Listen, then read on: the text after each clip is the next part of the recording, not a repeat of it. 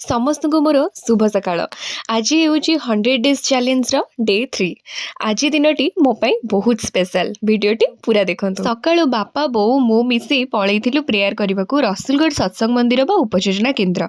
आउ सेठारे पूज्यपाद अबिंदांगर विग्रह देखि मते बहुत भल लागितिला, कारण एहा आगरु हमर एठी नथिला। आउ तापरे सेठारे समस्ते भोग पाइले। आउ आमे भोग पाइ सारी घर को पळै आसलु। ये होचंती मो मा, मो प्रिय मनिष। आउ तापरे मु रेडी हे जेतली मो नुआ ड्रेस पिंधिकी, कहीं ना आज मोर जन्मदिन थिला।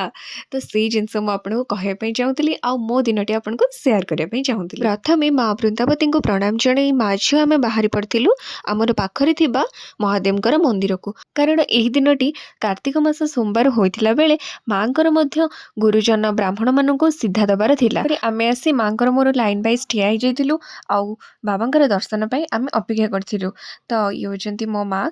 तो सब जगह से पूजा करी करी जाउछंती।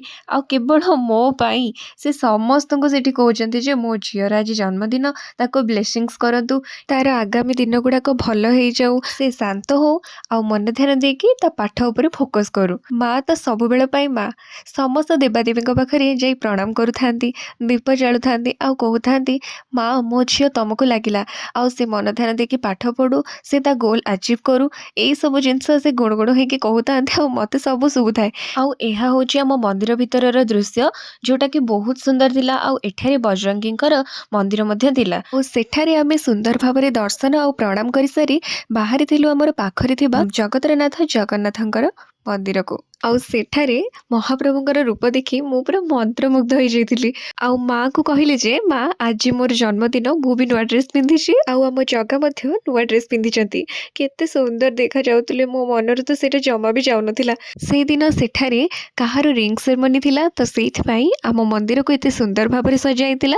आउ जदि आपनको मोर ए मिनी ब्लॉगटी भल लागिछि तो लाइक शेयर सब्सक्राइब करबा जमा भी भूलिबेनी। रहुछि। जय जगन्नाथ।